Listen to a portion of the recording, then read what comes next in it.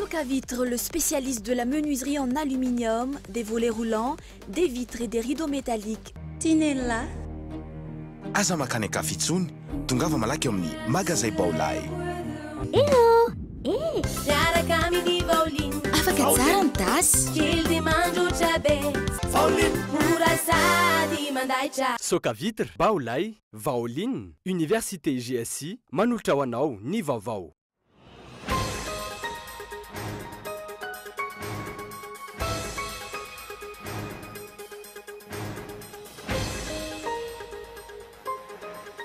Tsy miembotra ny FFKM ho tanterana amin'ny fotoana efa voatondra ny fampiavana-pirenena tarehan'izy ireo. Nampitombona kosa ny fehimpotoana ahafahana mametraka ny antota-taratasy, fandraisana anjara sy ny fandaovana ny vola roa etsy ariary. Fampiavana-pirenena sa fampisaram-bazana no mitranga ankehitriny. Fividianana sa fampandaniana ny kandida ny fitondram-panjakana no tanterahiny. Misongadina ao anatin'ny mahatonga soratra Erika Zarakotomanantsoa ny mahakasika ny fiainana politika eto amintsika. 700 miliary ariary no nampidirany fiompiana tamin'ny kitabolam-panjakana tamin'ny taona 2024. Mahery ny 2.7 ny tokantrano malagasy no manana biby fiompy, saingy tsy mpiompy matiana ny akamaroan'ny mpiompy malagasy. Misy sehatra ny fiompiana izay iray amin'ireo sehatra mbola malalaka nefa tsy mbola matianina ihany koa. Potika tsy misy raisina intsony ireo fitoeram-boninkazo vaovao eny Analakely androany. Lehilahy telo no voasambotra ho maly alina rehefa tratram-body omby ka ny fanenjehan'ny polisy. Misy fampiny fanabeazan'ny olom-pirenena ankehitriny no tena mahatonga ny fietsika tahaka izao. Nihoron-tany tany Nepal androany maraina, 7.5 amin'ny marjefin'ny Richter ny heriny. Tafakatra iray alina ireo maty ao Nepal, nahitana fahavazana ihany koa tany Chine. Ny atsipriana rehetrany.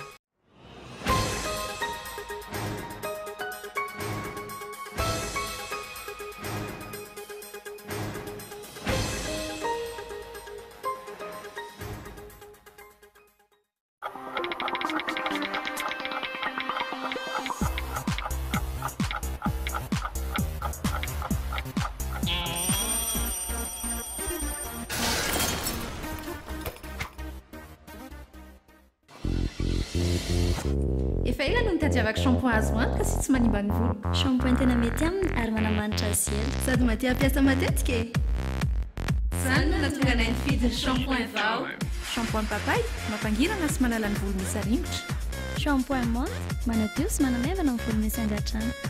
Shampoing citron manome tanjaka ny volo mora mitsiro menaka. Vao shampoing tia ny volo koery. Vaovao vao shampoing citron, papay sy menthe amin'ny sachet sy tavoahangy. Socavitre en Outapenac, menuiserie en aluminium, rideaux métalliques, volets roulants, vitres, tôle,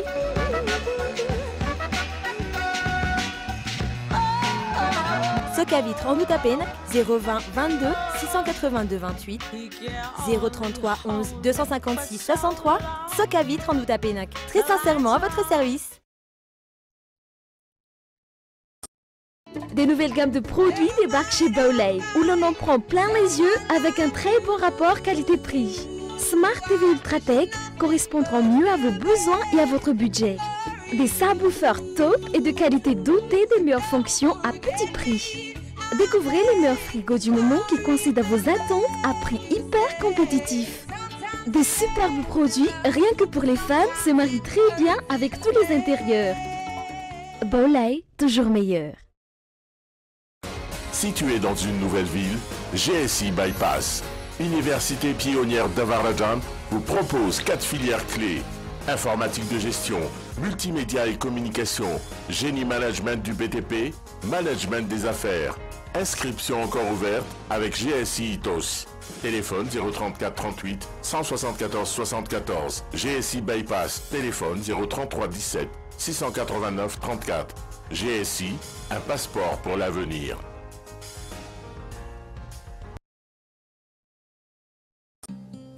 Ny hazo ny vaniko laka, ny tanina andriny ny tsara, Ny orinasa Madagascar Evolution Immobilier dia vonona ny mefafapoanao izay mikasa hividy tany.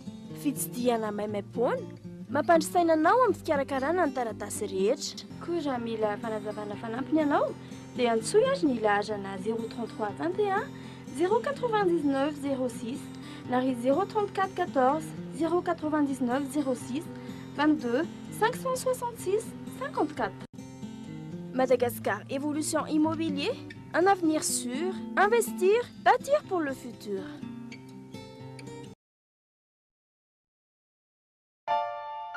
L'EFMED, c'est toute une gamme de produits d'ameublement d'une standing super classe, bien pour tous. Pour ma nouvelle maison, ce canapé est vraiment idéal pour me relaxer le week-end.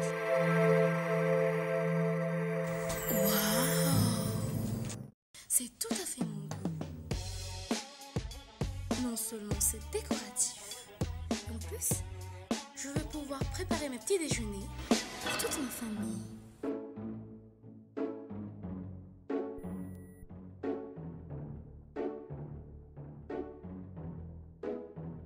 Même les enfants rêvent d'être grands. L'EFMED, à nous ça. Bon ben je vais partir là. Hein. Ok. C'est bon là? Ouais. Pas de bisous? Non, ça va. Rejoignez Annick Beauté, spécialiste en coloration, coiffure d'événements, tissage, coiffure pour hommes, pack mariage. Oh, pas de bisous? Non, ça ira. Voulez-vous être une femme sublime, attrayante et sûre de vous? Mon secret, Annick Beauté. N'hésitez plus, affirmez votre personnalité chez Annick Beauté. Annick Beauté, notre secret.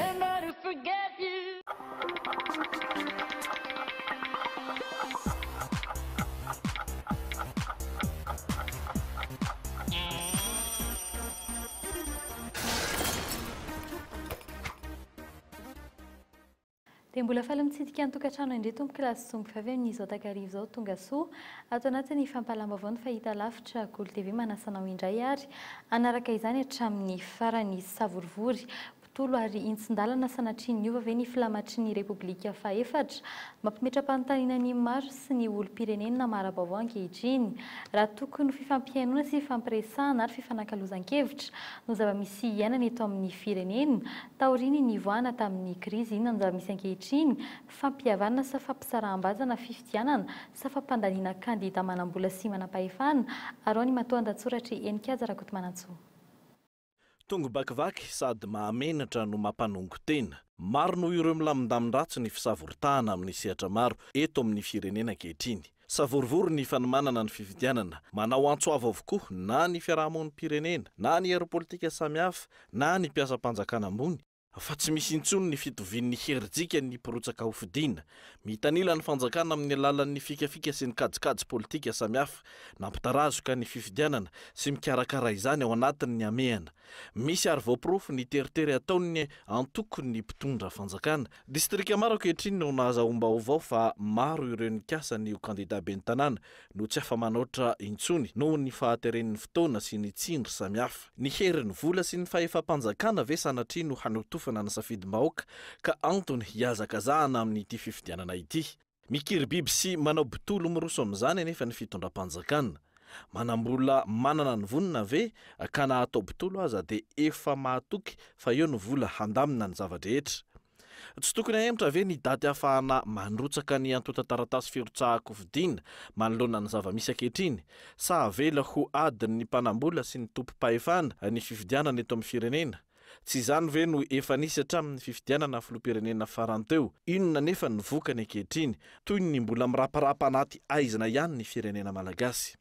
Hatrany amin'ny fampihavanam-pirenena ankehitriny no anjakany ny resabola, izany hoe izay manambola ihany no afaka mihavana raha ny dingana samihafa hita hatreto. Efa mampaneno lakilosy hatramin'ny sehatra mpanapa-kevitry ny anivon'ny fiangonana katolika toy ny fiomboanam-ben'ny eveka sy ny sehatra manara-maso ny fiainam-pirenena samihafa ary ny fiarahamonim-pirenena fa tokony ampitoviana ihany koa ny herantsika ahafahan'ny rehetra mitondra hevitra sy mandray anjara amin'izany fampihavanam-pirenena izany hatramin'ny tantsaha. raha ny fijery azy ankehitriny dia toy ny misarabazana ary tafiditra ao anatin'ny savorivory ihany koa hatramin'ny FFKM ka mampametra-panontaniana hoe tsy tokony hazava ve ny fampisarahana ny resaka politika sy ny resaka fampihavana-pirenena. Tsy tokony ho fantatry ny vahoaka malagasy rehetra ve ny antsiprian'ireo aya izay napetraky ny eveka sa ve misy samylaza ireo mitarika ny fampihavana-pirenena fa tompony fampihavanana ka afaka mandidy maefa ary mahatotosa izany samy irery. Inona ny fampihavanana vita ao anatin'ny savorivory sy ny fanaovana bitolo nefa maro no mahatsiaro vao ilikiliky. Fampihavana-pirenena toy ny inona no heverina fa ho tanterahana. Fampihavana-pirenena hanamafisana fihavanana sy andaminana ny fiarahamonina sa fampihavana-pirenena hanamafisana ny toerana politika ny mpanao politika sasany sy hanatsarana tarehy eo imasony ny fianakaviam-be iraisam-pirenena. Fifidianana tahaka ny inona ihany koa no tiana atao. Fifidianana hitondra filaminana sy fampandrosoana sa fifidianana hitondra savorivory sy krizy vaovao. Ny raha mahita aloha raha vao miresaka fampihavanana sy fifidianana lasa voambolana malaza ankehitriny eny amin'ny fiarahamonina eny ny hoe savorivory sy savoritaka. Eo ihany koa ny hoe tsy hita intsony izay mariny. Sa izay mihitsy ny tanjona ahafanana ny sarababem-bahoaka mba ahavery azy ireo any amin'izay tena tokony ho ady hevitra hieverana no avin'ity firenena ity. Iza no mahazo tompontsoa amin'ny zava-misy ankehitriny? Ny azo antoka dia ny hoe tsy ny sarababem-bahoaka na ny valala-be-mandry izay manoloana izany rehetra izany mbola sahirana ihany koa mitady ny hoaniny isan'andro. Fa tsy hemitra fa irosa amin'ny fantanterana ny fionambe nasionaly ihany ny FFKM tsy maintsy isy ilay fandraisana anjara roa etsy arisan'olona raha nambara ny solitena ny FFKM androany itsakilan'izay tokony sokatra amin'ny lafiny rehetra ny fampihavana-pirenena raha ny nambara ny Razafintsyandro Faby Brunel solitena ny zanakan-tanàla mety hiteraka korotana eto amin'ny firenena kosa ny fisihana amin'izany raha ny nambara ny Laza Razafy Arsan fanadidina tanterahiny Zorakotindry. Telo andro mialohan'ny fionambe nasionaly nanamafy ny avy amin'ny FFKM fa tsy maintsy hitohizana ny fampihavana-pirenena izay tarihin'izy ireo amin'izao fotoan'izao. Antoka izay heverin'izy ireo hamerenana ny filaminana eto amin'ny firenena malagasy raha ny fanambarana nataon'ny solitenan'ny FFKM androany maraina.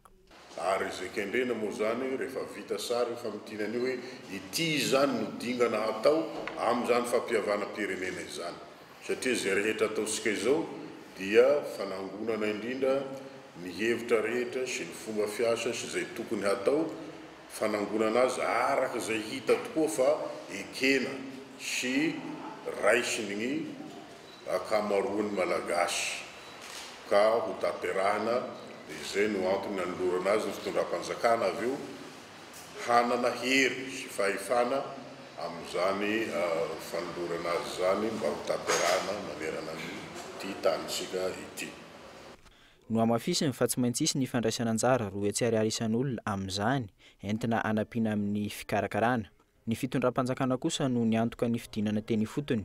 Solitena 5 isam-paritra no andray anjara amin'izany.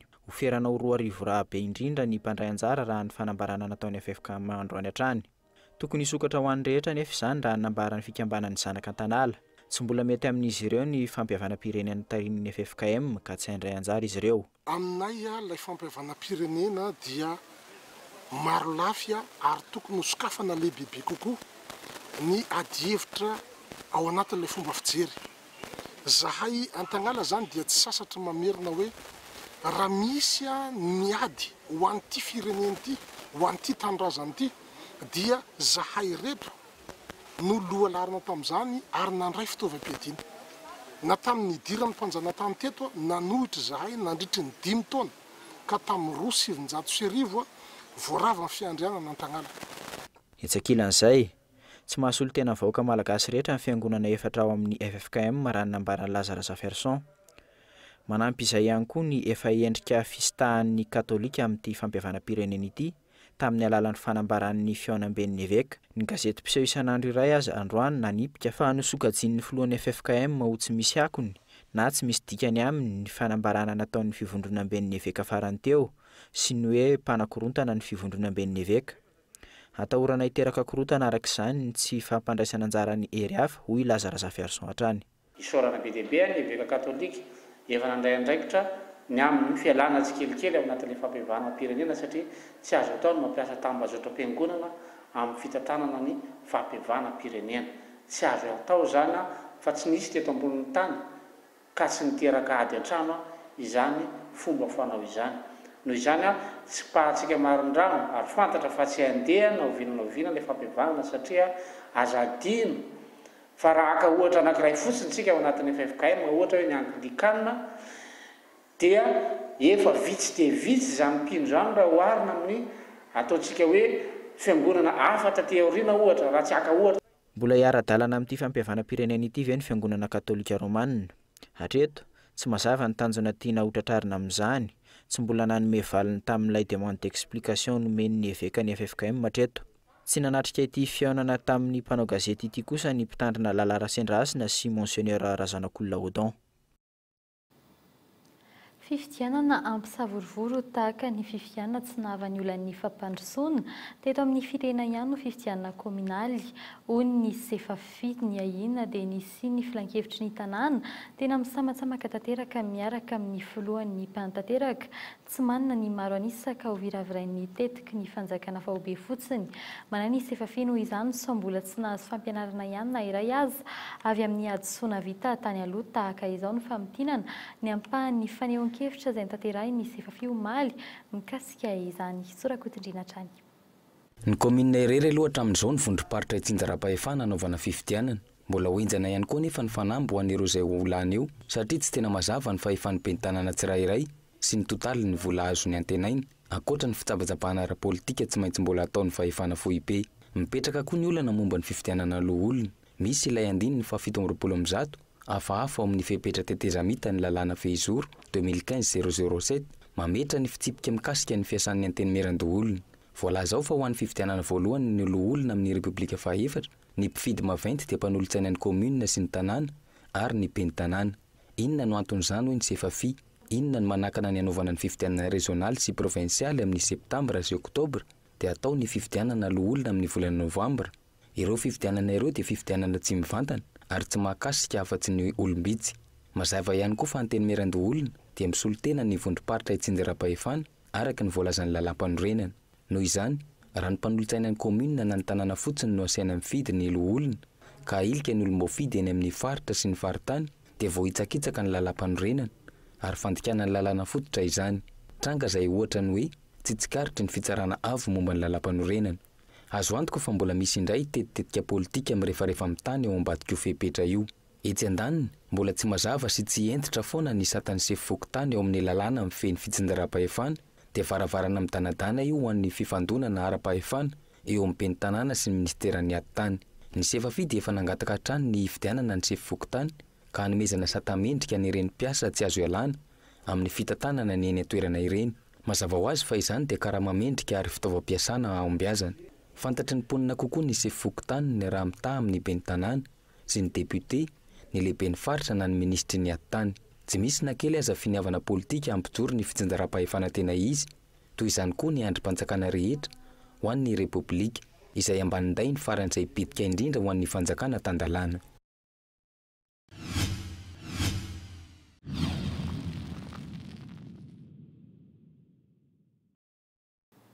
Lafim-baovao kosa indray ny taona 2024 isan'ny sehatra nampiakatra avy ny arika-rena fahobe teto Madagasikara ny fiompiana 700 miliara ariary nampidiriny tao amin'ny kitapo-bola-panjakana iray patelo ny teti-bola-panjakana tamin'izany fotoana izany ankehitriny mitombo isan'ny mpiompy maherin'ny 270 isan-jato ny tokantrano malagasy no manana biby fiompina tsy mpiompy aza no asa ivotoran'ny aretina mpahazon'ny biby sy ny tsy fandriam-pahalemana ary ny alafon'ny sakafom-biby no olana ho an'ny mpiompy amin'ny ankapobeny. Fanadetiny Oliva Andriniala. Mitentina 5 miliara ariary izany hoe 2.5 miliara dolara ny karazana biby fiompy rehetra voaisany ministeran'ny fiompiana manirana ny nosy. Ny omby vavy be ronono no isan'ny betsaka amin'izany, 703 alina miparitaka any amin'ny faritra Vakina Karatra, Androy, Analamanga sy Itasy ary Bongolava. Ny akoho gasy 3,503 sy 4 alina sy 9 hetsy sy 120 tapitrisa Ananany, Sava, Amorony Mani, Sofia ary Atsimo Andrefana ary ny akoho fakana nofo 2 hetsy sy 5 tapitrisa any amin'ireo renivohim-paritany enina. Ny potentialité ny filière maromaro na ny omby na ny tantely ny petit ruminant izay azo atao tanteraka ary mitondra vokatra aingana ao amin'ny sakafo sy ny arikarena ka manentana an'ireo mpise ny secteur privé zany mba hijery akaiky ary hilatsaka tanteraka ao anatin'izay sehampiarina fambolena sy fiompiana izay. Isan'ireo tokantrano mivelona amin'ny fiompiana ity noadiadiana ity, lany amin'ny fikarakarana ireo biby fiompy ny tontolo andro, ny vola mihodina ihany koa mandrisy. Ho an'ny omby, azona ronono 9 litatra amidy 750 ny litatra ary 700 isan'andro. Ny sakafon'izy ireo izay mitontalo 330 ho an'ny tsikafona, 200 miampy apomby 3 kilao amin'ny 700. Izany hoe azona tombony eo amin'ny 570 isan'andro. Olana sedran'izy ireo kosa ny tsy fisiany herinaratra eny ambanivohitra, kanefa azo manitatra ny fiarikarena raha misy zany. Zay raha ohatra ka hoe manana jiro dia hoe afaka mampandroso an'le fiainany ety ohatra hoe zay mahay da manao sakafo ohatra hoe fromage mahay andrendretrarehetra reny zay dia nefa zay tsy afahanay manao zavatra zay tsy manana jiro. Fa zay zao nene zao panneau solaire zao nene zao ny ampiasaina dia tsy mahazaka frigidaire. Ankehitriny, ankoatra io alafiny sakafom-biby io, olana matety pitranga ny aretina pitaizan'ny biby fiompy mety handripaka azy ireo anatin'ny indray mpimaso. Isan'ireo vina ao anatin'ny politika ny ministera amin'ity taona ity, ny fanenana hatramin'ny 80 miliara ny sara-pitsaboana ny biby manerana ny nosy raha 100 miliara ariary izany amin'izao fotoana izao. Lafim-baovao fatateraka kosa indray mihoatry ny arivo ny trano fanorana na ny salon de massage eto Andrenivohitra na Antotanisa avy amin'ny polisy pirenena tsy nanaitra intsony nandrenesana fanisy mamely tena amin'ny fivarotana mivantana na ankolaka tovovavy eto Antananarivo tamin'ity herinandro ity. Mila ray maso ny tranga tahaka ireny ho ny mpanoatra matianina fahazondalana avy amin'ny ministeran'ny antitany sy ny komina no ahafahana manokatra ireny raha ny eto amintsika. Maro amin'ireny toeram-panorana na fanaovana masazy ireny nefa no tsy mahazo fahazondalana raha ny fanazavany avy anivon'ny polisy. Fanadetiny Lili Rapiata. Ity tanora iray ity tovovavy vao feno 20 taona tamin'ny volana janoary farany teo. Ponina avy amin'ny komina ivelana Antananarivo miasa eto Andrenivohitra. Vao feno 20 taona izy dia tsy maintsy mitady asa noho ny fahasahiranana. Tsy nanano sarotra ny fidirana tamin'ireny toeram-panorana samihafa ireny. Voanitra ny asa tao dia mijery gazety dia tonga dia tonga tany dia tonga tany dia tonga dia lany hoe lany diozy lany hoe mety mibika andrisina dia lany dia mety intsony nampanao formation dia nanao formation zay dia mibiridana be izy dia efa saika tsy nanaiky ihany fa ozy izy tena atao be dia be ny karaha mandrilo izy dia atao dia plus bonus be dia be izy. Tato anatin'ny 3 volana, indro niova ny toeram-panorana ny asany, nampianarina ivaroteny izy. Mpandroso sakafo no asany ankehitriny, saika nanana olona tamin'ny vadin'olona, izay nanakarama mpitsongodina Ramasoa Ambadiny tamin'ny toeram-panorana iray izy ka voatery niala.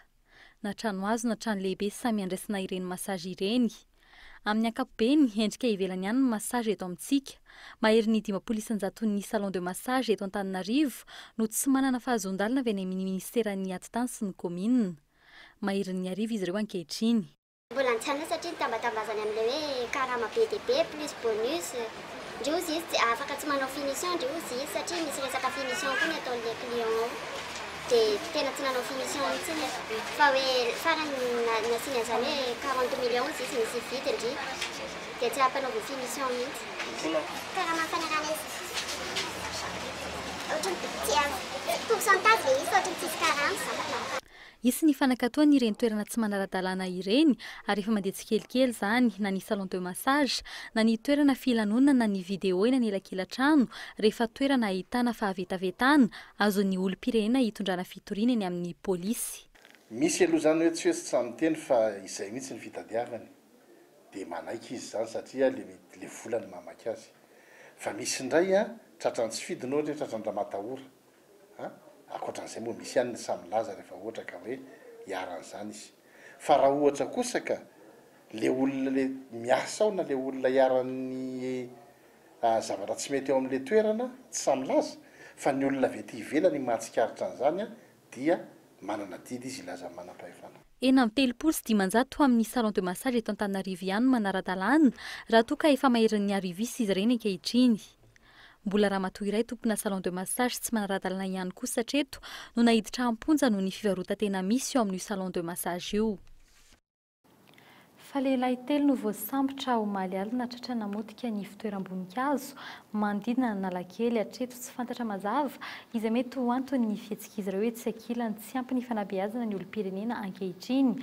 Antony masimba ny ankamaroan'ny fitaovana na toerana iraisany sarababim-bahoaka ary ny fanadihadiana tanterahiny Michel Arnaton.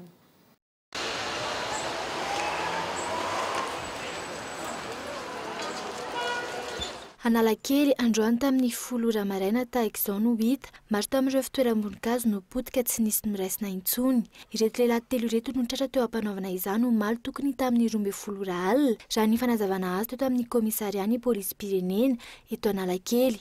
Hatreto tsy mbola fantatra ny antony anaovana ireo lehilahy ireto izany. Nisy nampirisika vesa sotasota tsotro izao nandositra izy ireo raha vao nahatazana ny polisy omaly alina tratra ihany anefa izy ireo rehefa nifaninjehana. Andalana ny fanadihadiana androany fanimbana fananana iombonina izay mety andoavana lamandy sy mampintitra tranomaizina hatramin'ny 2 taona ny eloka tahaka izao.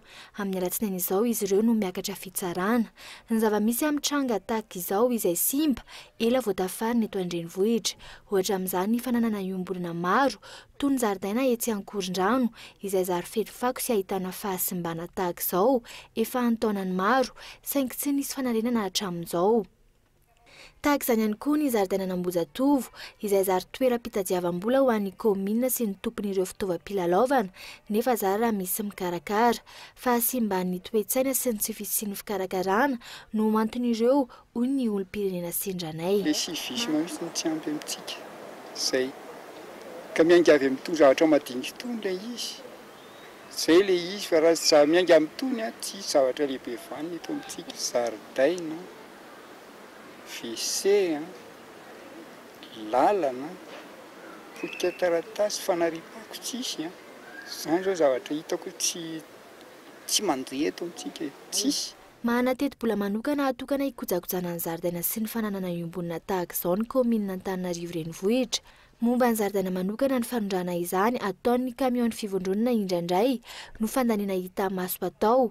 Ankoatr'izay momba ny zaridaina samihafa tsy fantatra mazava no hoe ahoana ny momba azy ireny. Fa tsy mitsambitombo kosa anisan'ny mpangataka tato anatin'ny taona vitsivitsy raha ny eto Antananarivo renivohitra ankizy 2 taona hatramin'ny 12 taona ny 9,9 ireny ary sarotra ny manisa azy ireo ho any Analakely 67 hektara araka ny fanadihadiana nataonay. Ny ray aman-dreny no maniraka azy ireny noho ny tsy fisian'ny oentim-manana sy ny sakafo. Fanadihadiana manokana Doany Andrejatovo. Tsy miambaamby ireo fianakaviana mpangataka ity Analakely 67 hektara mamaly fa mavela azy ireo ny mangataka. Ny tena mahazendana sokajian'izy ireo fa ho asa fivelomana ary fotorana isan'andro ny ataka. Maro amin'izy ireo no ankizy.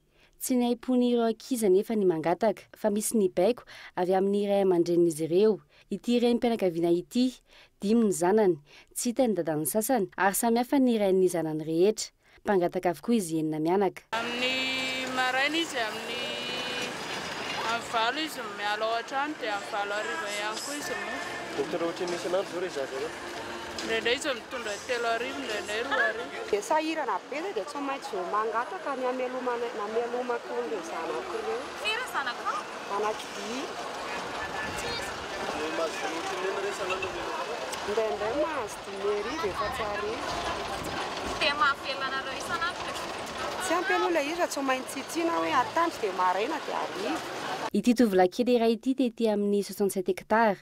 Manampy ny reny mitady vola ankoatra ny sakafony, mahita arivo isan'andro izy, raha kely indrindra rehefa mangataka.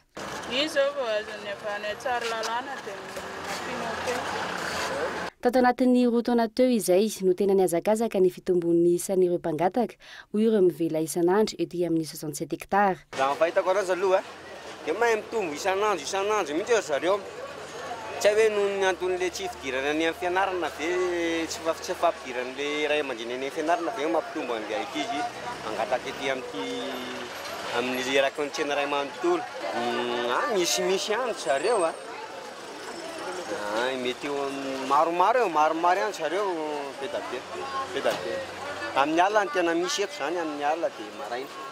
lesika nataon'ireo mpitondra ny fandimby tamin'ny fandrindrana ny fiarahamonina sy ny politika ara-toekarena nanamevana ny lanjan'ny kolotsaina malagasy no isan'ny antony fahantrana ankehitriny ho ny mpandinika fiarahamonina iray. Ny le tsy ny fahantrana no iedievantsika tsy io zany ny fahavalo fa le ny antony nahatonga reo antony mahatonga ny fahantrana zany hoe nisy rafitra mpamokatra fahantrana dia izay rafitra zay zany a tsy voaresaka rehefa miady amin'ny fahantrana dia ny fahantrana no edina fa tsy le rafitra mahatonga azy ka ny rafitra mahatonga an'io dia tsy afa miala aloha ny rafitra fitondrana tsy afaka miala koa ao anatin'izay ny rafitra hitondrana ny toe-karena eto Madagasikara zay rafitra toe-karena manome vahana ny vice-anisa fa manilika ny maro anisa. Hatramin'ny fiandohan'ny taona efa nisy nakanarana ireo mpangataka mirenireny eto an-drenivohitra. Fanontaniana mipetraka ny hoe ahoana ny momba ireto ankizy kely mpangataka eran'ny tanàna ireto rehefa mielehibe izy ireo. Hatreto aloha toy ny tsy misy vahaolana sy jire-potsiny ny fitombon'isany. Iray volana ty aoriana mbola tsy tomombana ny fiainan'ny Trabona, vokatry ny fiakaran'ny rano teto Antananarivo sy ny manodidina. Tsy hita taratra ihany koa ny fanampiana ataon'ny tompony ndraiky mpanjakany amin'ny lafin'ny fiariana sy ny fahasalamana. Mamorona ny tsy misy ny iray aman-dreny ahafana merina indray ny lanjan'ny ankizy madinika anjaza izay ny endanja sy farofy vokatry ny fiakaran'ny rano teny an-toerana rao. Ny fanadiny Gaëtan Ndretsilavo. Ampatrosy commune Soavina isan'ny arany tsy fampitsakafo vokatry ny fiakaran'ny rano ny akamaroan'ireo zaza madinika tetỳ amin'ity fokotany ity. Mandra-pahatonga ny volana May isian'ny fandanjana fahobe manaraka taoriany natao tamin'ny fiandohan'ity volana Aprily ity, miezaka na dia sahirana azy manome sakafo ara-pahasalamana ny zanany ireo tanitsahatra boina teo aloha. Ohatranay zao dia efa mitady isan'andro momba ny sakafoko. Mitady isan'andro. Tsy misy raha tsy mitady. Ohatrany tamin'iny ihany zao nisy fa taoriana izay tsy Tolo fa azoazo daholo efa tamin'ireny nerty na rary foana ny mihitsy. Tsy maintsy mena atao koza mametimety azy satria le rano tamin'iny dia tonga dia tsy mba afaka hoe ara-dalàna ny sakafo. Raha tsy hivina, niakatra 720 ny tany tsy fampina lanja eo amin'ny ankizy latsaky ny 5 taona eny Soavina Atsimondrano taoriany ny tondra-drano teny an-toerana. Ankizy 120 amin'ireo 50 ny lanjaina no nahitana izany. Raha toka 450 amin'ny ankizy 70 ny volana Janoary lasa teo. Ireo zaza tena marefo amin'ny fianakaviana sahirana no atao lahara-pahamehana amin'ny fanampiana ara-tsakafo, hoy ny mpitsabo. Antony mahatonga izany ny tsy fahampiany ny fanampiana sy ny sakafo avy amin'ny mpitondra fanjakana. Dia raisina tanana ireo zaza ireo zany manomboka izao. Omena koba ry zareo zany dia toanana ara-tsakafo. Mbola entanina ilanja no anatona ny tobo-tsekalinina zany. Anampina ny tobo-pahasalamana hijerena akaiky andry zareo ireo satria raha maso akaiky ireo ankizy ireo. Hatreto koba no omena ireo zaza tsy ampilanja ireo sakafo masaka nefa natolotra azy ireo isoroana izay mety ho fivarotana ny fanakalozana izany amin'ny zavatra hafa ataon'ireo ray aman-dreny. Ohatra amin'izany ireo ray aman-dreny mpisotro toaka amidiny izy ireo ny fanampiana omenany zaza. Ankilany miandrandra fanampiana avy amin'ny mpitondra fanjakana hatrany ireo traboina ireo ankehitriny. Mbola tsy miverina amin'ny laony ny fiariana sy ny fitatiavam-bola ataon'izy ireo. Izany amin'izay vaovaon'ny sosialy izay hatrany sika ny fananana tanjona hatramin'ny fahazazana, isan'ny tosika iray ahafana manana asa tena mahavelona izany. Mpanao asa tanana mikirakira fitaratra ny anatra manokana momba izany hatrany ivelany ny asan-drabary Santahina eny Ampefiloha indray no resantsika androany ny fanamboarana fitaratra, ny fiainan'izy ireny ary ny sedra tsy maintsy hatrehina. Fanadihadiana Mikaela Ramarila. Fitaratra ilaina ao an-tokantrano, ny fitaratry ny fiarakodia samihafa, vita eto avokoa, asa tena ataon'ny olon-tokana nefa asa mahavelona. Ny fanamboarana fitaratra rehefa voaza sy fitorana izany. Ny fanamboarana ireo pare-brise no mandeha ary tafakatra hatramin'ny 3 tapitrisa ariary. Ny fanamboarana no ireo fitaovana tsy maintsy afarana avy any ivelany. Mpanjifa 20 isan-kerinandro eo no tonga manamboatra ity. Maro no mifaninana amin'ity sehatra ity, saingy ny mampalahelo amin'ireo manana atelier, ny fisian'ireo mpisoloky maro amin'ity asa ity ary manimba ny tsenan'izy ireo raha ny fanazavany hatrany. Ireo client zany tsy mpanao asa, rehefa manao asa tonga dia manantona atelier zany. Fa be da be le osika zany aty aminay manodidina aty le mpanera osika. reny zany tonga dia sako miteny aminareo zay client zany manatona atelier. Eto Ampefiloha, mpanamboatra fitaratra maromaro no milahatra eto ary fandrombana ny mpanjifa. Iazakazana ny fanenjehana an'ireo fiara hita fa vaky fitaratra mandalo ity. Ny taxi no tena mpanjifa azy ireo amin'ny fiara, ao koa ireo rétroviseur vaky natapaka noho ny fisian'ny moto amin'ireo fitohanan'ny fifamoivoizana eto Andrenivohitra. Manomboka amin'ny 3 ariary ny fanamboarana ity vita ora iray. Vita fitaratra anaovana trano. Eto foana fividianako dia tsara ny asa.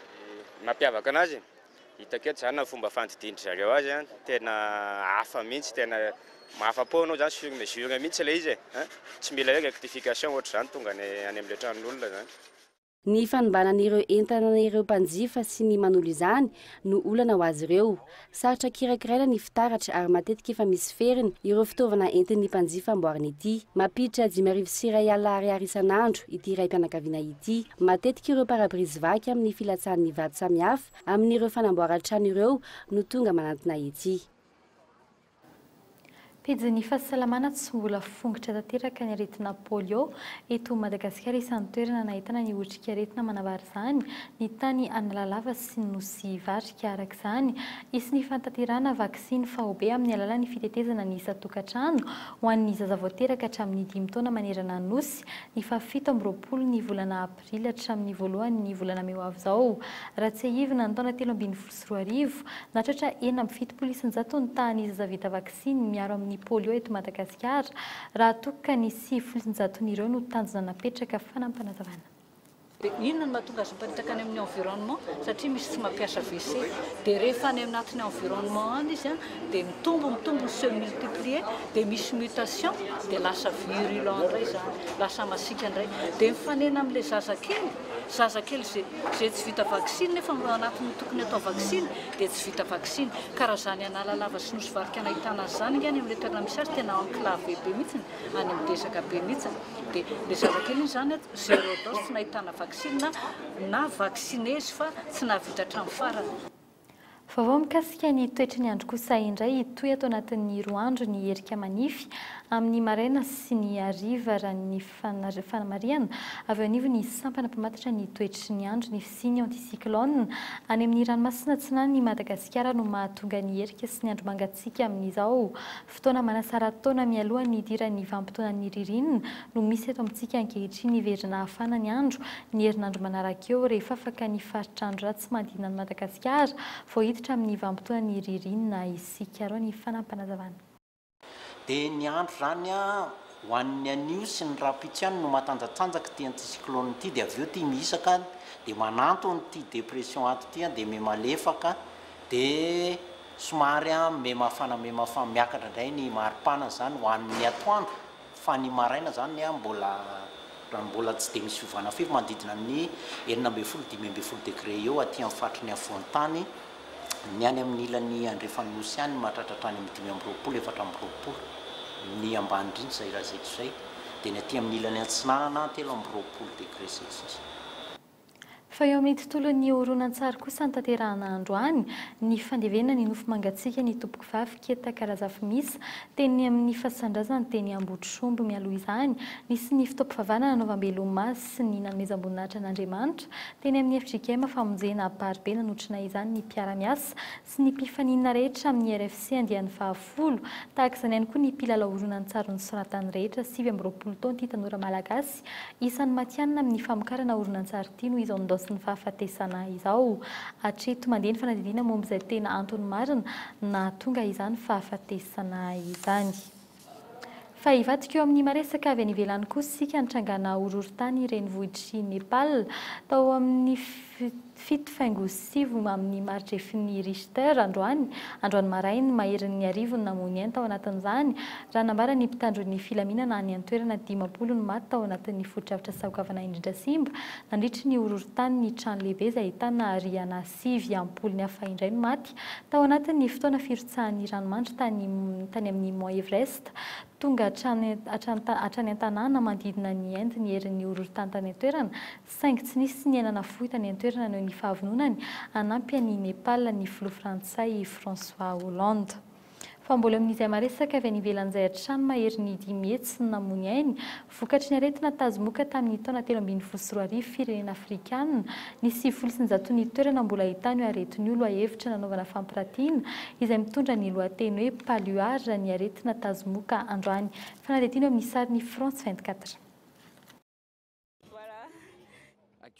Mbola vitsy ireo frantsay no mahafantatra ny tazomoka ka antipisian'ny fampiratiana paluard izay entiny esprit de benne androany.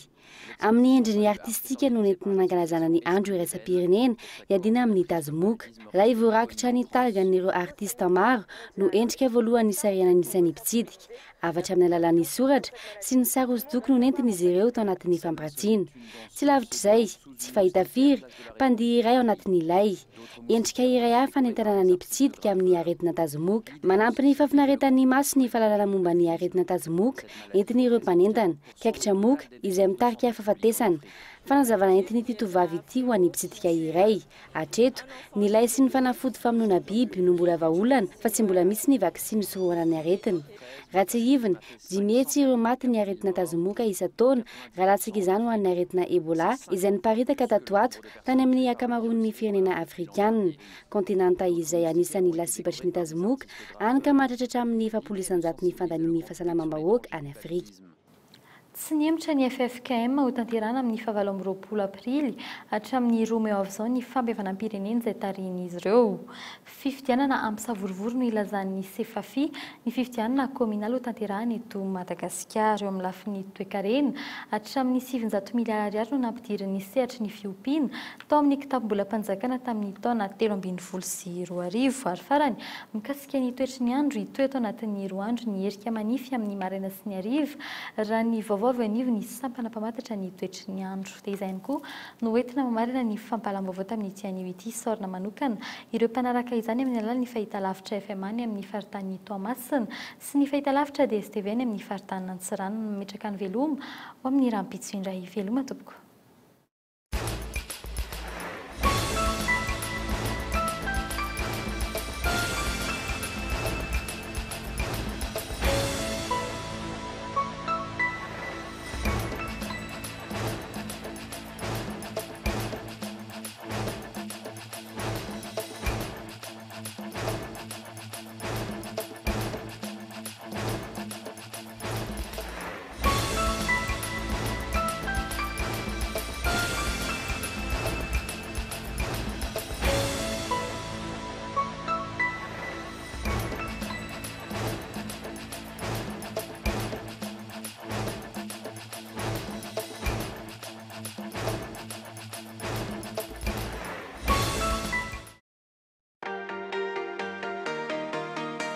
Socavitre, le spécialiste de la menuiserie en aluminium, des volets roulants, des vitres et des rideaux métalliques. Tinella.